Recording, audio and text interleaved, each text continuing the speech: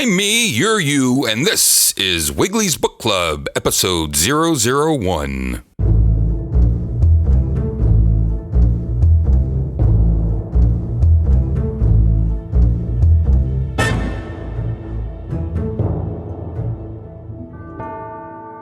Welcome to the premiere episode of Wiggly's Book Club. Wiggly's Book Club is a regular series on giantmediaball.com. Each book featured will be read by Wiggly live from Sloppy Joe's Bar, located in scenic downtown Easton, Pennsylvania. So without further ado, we bring you part 1 in a 57-part series, the 1961 comedy classic, Jokes from the John. Wiggly? Jokes for the John. So this has a picture of a fella. He looks like he's in some type of turban and a diaper. I guess he's supposed to be a guru. He has a collar and a bow tie, so I don't understand that. I guess he's like a stand-up comedian or something from the who knows what time, because I didn't look at that part yet. Now, he is, there's a toilet there. I get it. There's a toilet. The toilet seat has all these spikes on it. So I guess he's supposed to be some type of an Indian guru who's going to sit on a toilet of nails.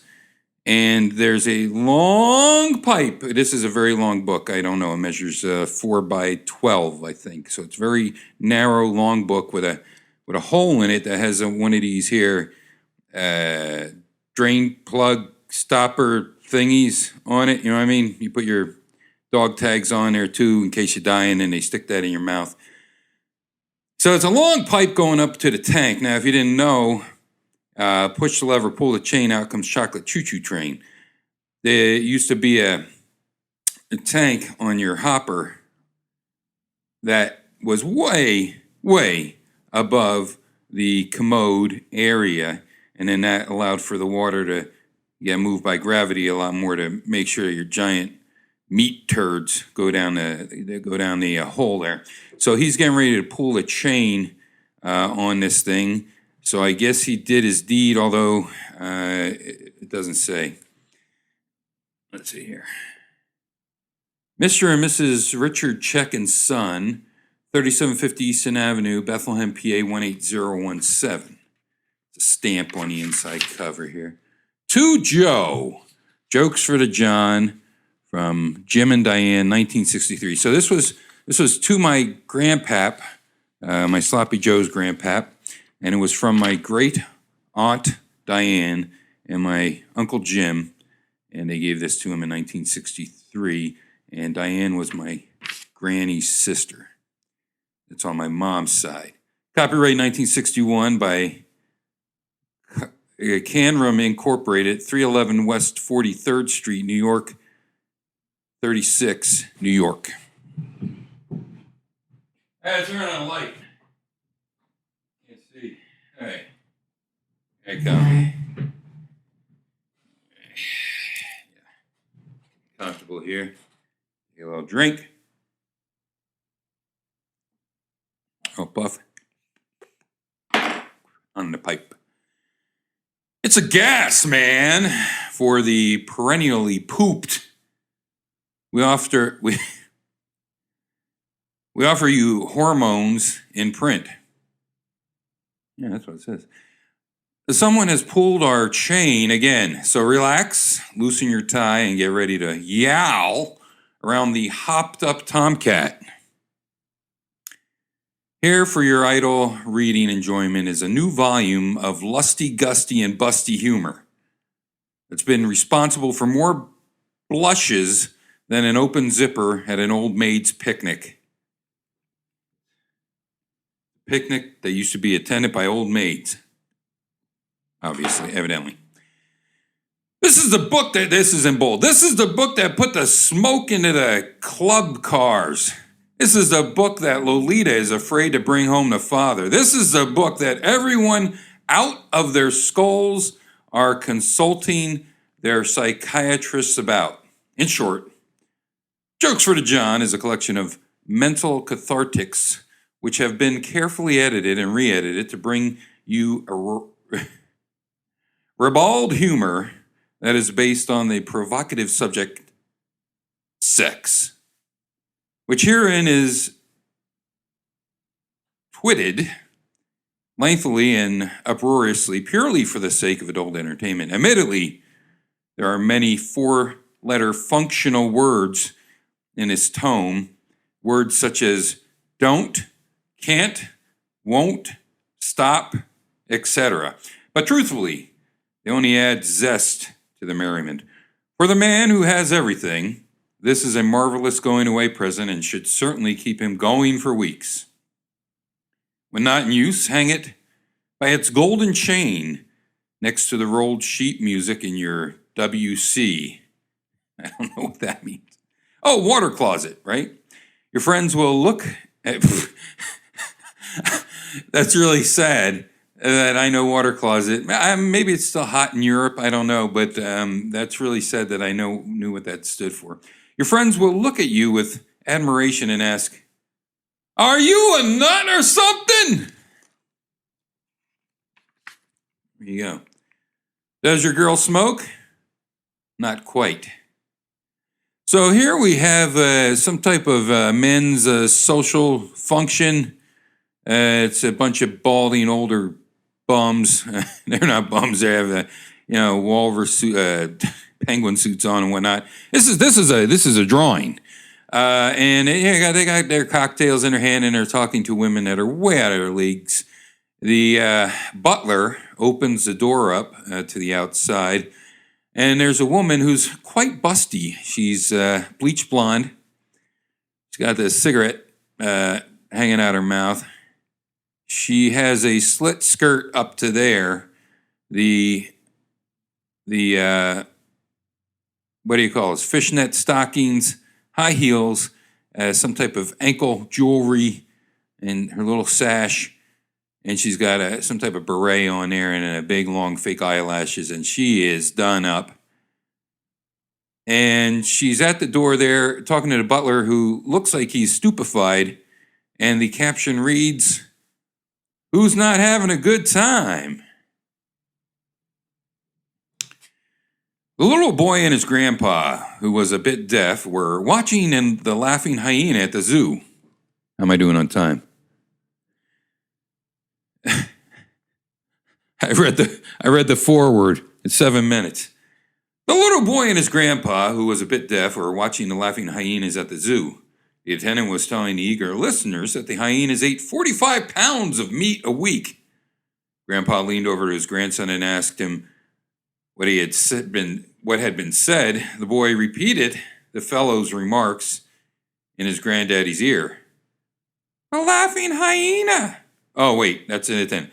"The laughing hyena," continued the attendant, "is unusual because after digesting all the food, he usually evacuates only once a month." Again, the grandfather asked his grandson to repeat what had been said, which the boy did.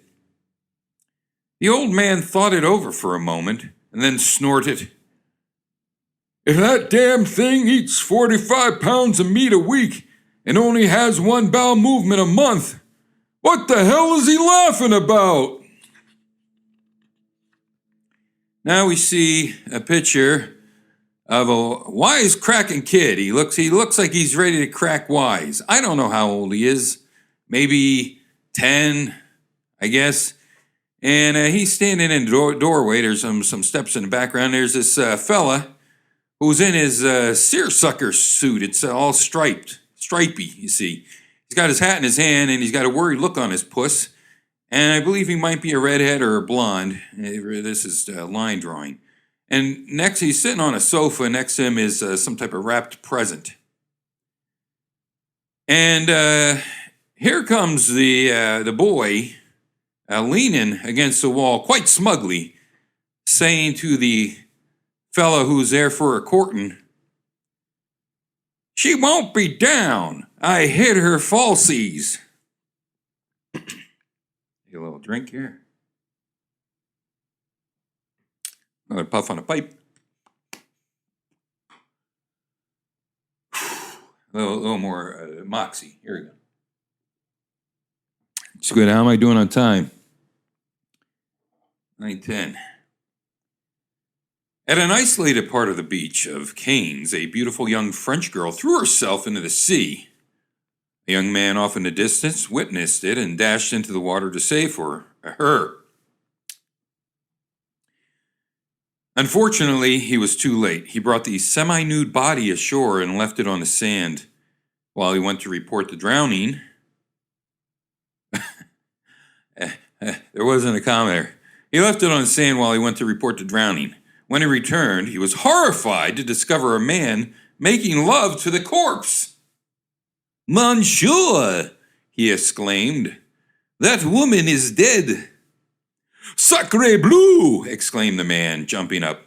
"I thought she was an American." Obviously referring to the fact that American women just lay there and are cold in the lovemaking. Now we see a picture of some people. They're obviously suffering from some type of sunstroke, even though they're coming out of the jungle. It's a jungle with palm trees, and there's a what happened? Come back here. Yeah, it looks good. All right, it's a jungle, but then there's mountains, and there's a sun, and now it's some place type of place where there's an ox or it's a milking cow. And she's quite happy. She's content eating a piece of grass. And these two dudes that have obviously been lost for quite a while are stranded. They're in tattered clothing, and their hair's disheveled. Beards are grown in. And the one man is crawling out of the bush. The other guy is ecstatic. And he's flailing his arms, running towards the cow. And he exclaims, "Look, a girl!" Indeed. This is a chain letter. Dear friend, this chain was started in the hope of bringing happiness to all tired businessmen. Unlike most chains, it doesn't require money. Simply send a copy of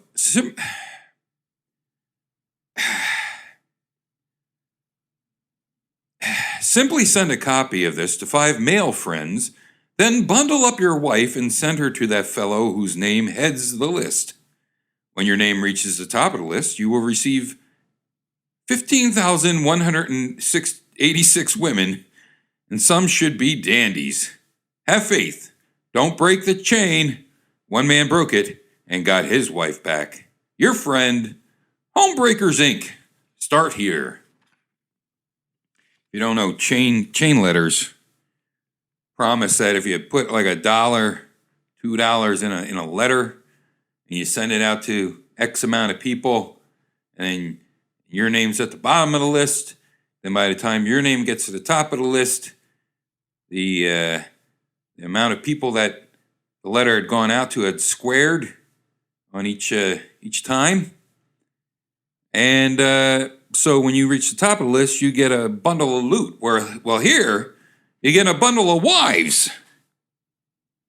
So, think about that. A gorgeous girl walked into the psychiatrist's office. She no sooner closed the door when the doctor ripped off her clothes and attacked her. After 15 minutes, he got up and said, "Well, that takes care of my problems. What's yours?" When was this book written? 1961. I was born in 66. Well, that explains a little. A little drink there. The old man walked into the drugstore and said, "I'd like to get some of the stuff they gave the fellows in the army to make them forget about Goyles." The druggist, upon hearing this, said, "What would an old man like you want with stuff like that?" The old gentleman replied, "I want to stuff it up my nose and clear those ideas out of my head." I mean, now there's a bunch of ladies, they're scantily clad. They're backstage somewhere. A bunch of, these mirror lights around them. They're putting on makeup. And 3 ladies. One's burp,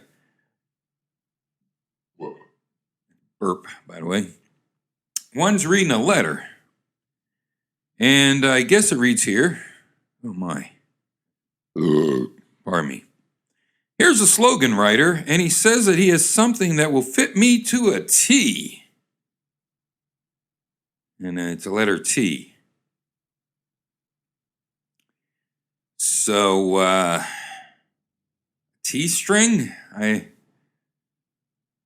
Sorry, listeners, this one escapes me. Now it's these same 2 fellas almost, except now they're naked. And they're stranded on a desert island. Now, this makes sense. There's a desert island, there's 2 palm trees.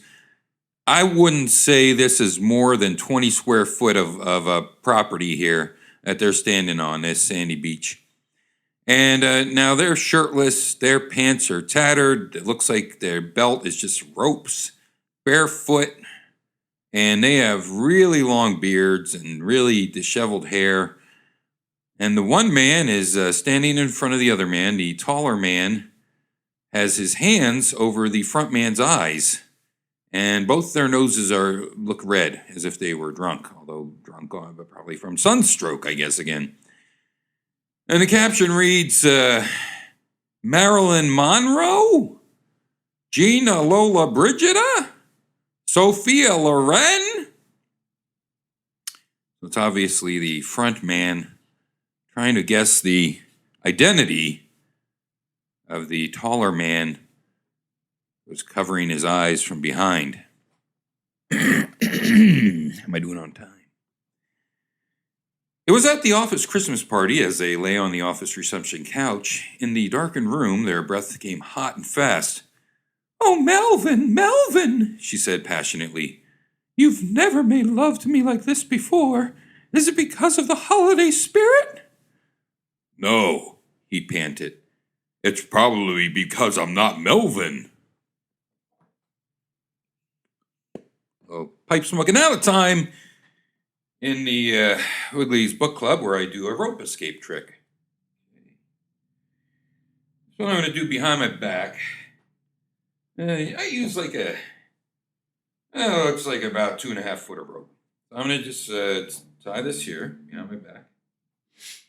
And what I'm going to attempt to do, it's all tied. I'm going to attempt to escape from this on this side. Now, what I'm going to do here is I'll attempt to escape from this on this side as well. And 102030, presto, manifesto, and there it is, the rope escape. Woman to dentist. I don't know what's worse, having my... Woman to dentist. I don't know what... Take 2. Woman to dentist. I don't know what's worse, having a baby or getting a tooth pulled. Dentist. Make up your mind, lady. I've got to know which way to tilt this chair. Obviously, he's planning on raping her and putting his seed inside her. Now it's a picture of a giant tree. I mean, this is an oak. This is huge. The girth on this tree is at least a 4-foot radius. Now there's 2 lumberjacks. One is wearing sort of a lumberjacky shirt and a lumberjacky hat. The other man looks like he stepped right out of the office. He's a business casual Thursday, I guess, here. They both got axes in the hand. And there's a fella under this giant tree, and he's flat, like a pancake. His feet and legs are just sticking out. His hands are sticking out there. Everything's flat. It's sticking out from under a tree. And one of the gentlemen exclaims, and it looks like the fellow that's dressed more in the flannel, "Well, I can't think of a better way to go." Oh, pardon me.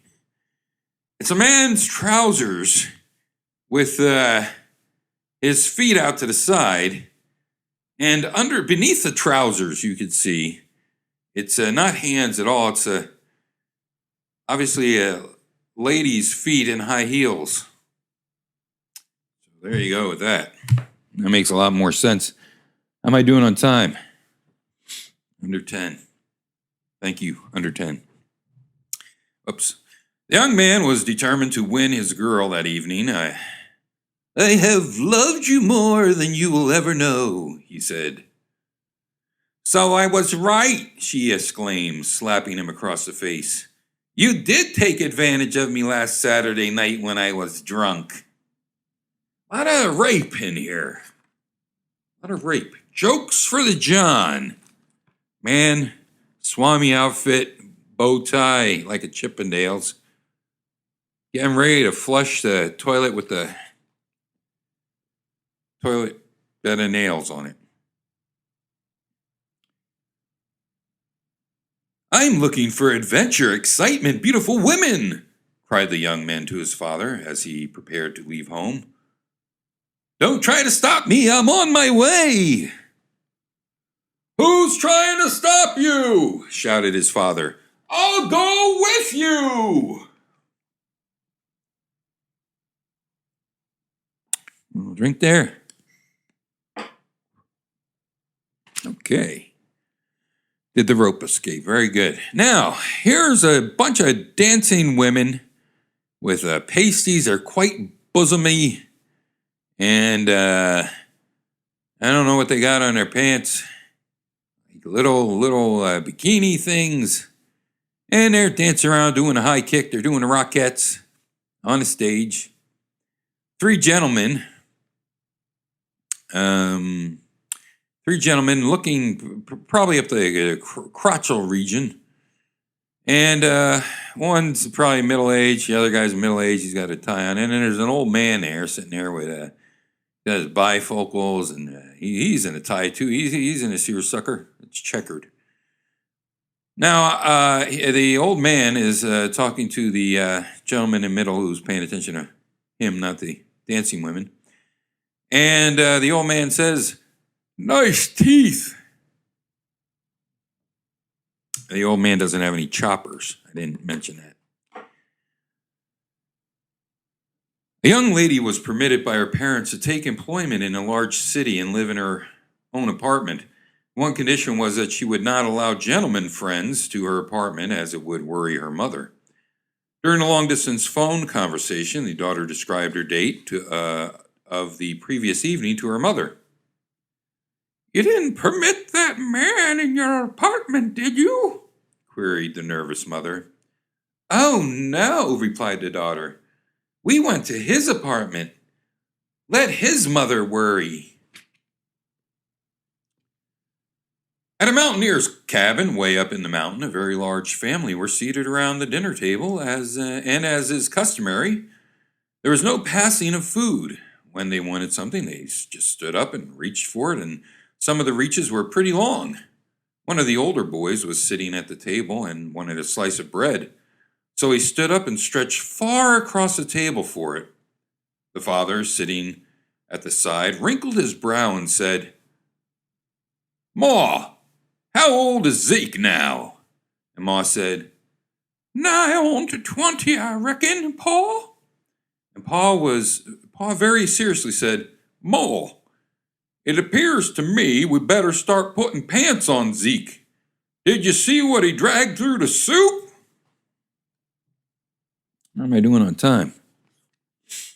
Okay, one more and then a picture. Henry and his overdeveloped wife were sitting in the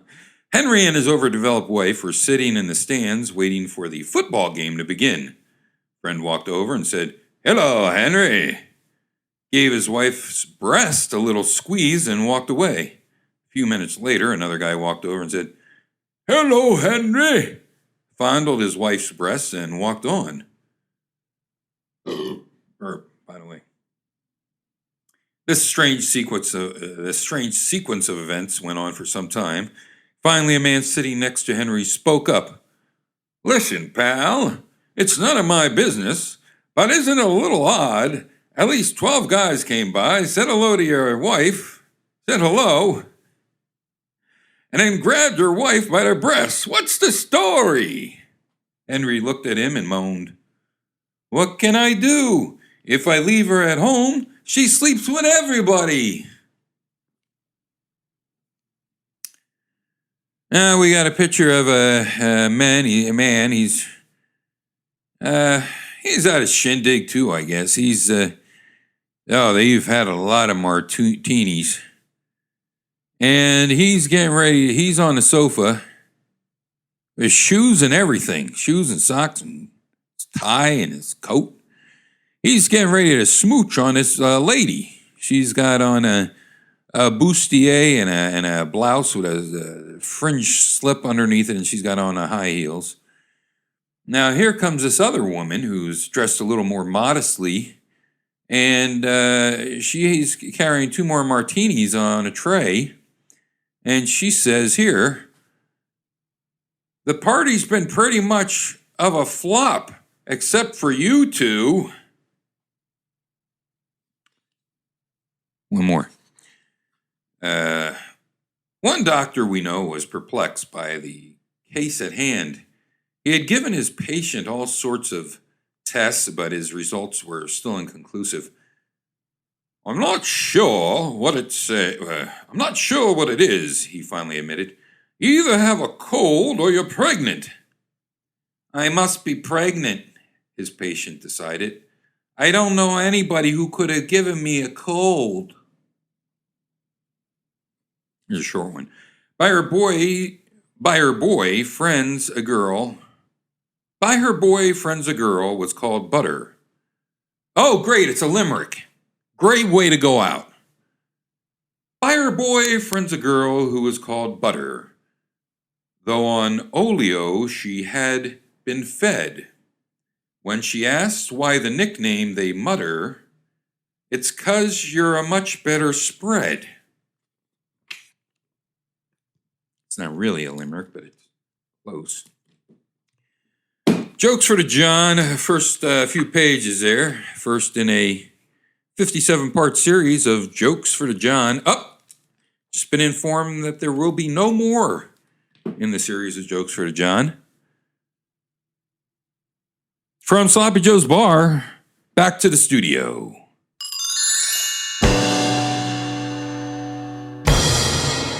Thanks, me. We hope you've enjoyed the premiere episode of Wiggly's Book Club. To own your own copy of Jokes for the John, get in a time machine and go to a stag shop, I guess. The management would also like to apologize. We ran out of time, so this week's special surprise celebrity guest, Emily Maynard, has been bumped from the show. We hope to have her back on a future episode. For Wiggly and the entire crew of Wiggly's Book Club, I'm Wiggly, until next time, remember, RIP. Reading is fundamental. Roll credit.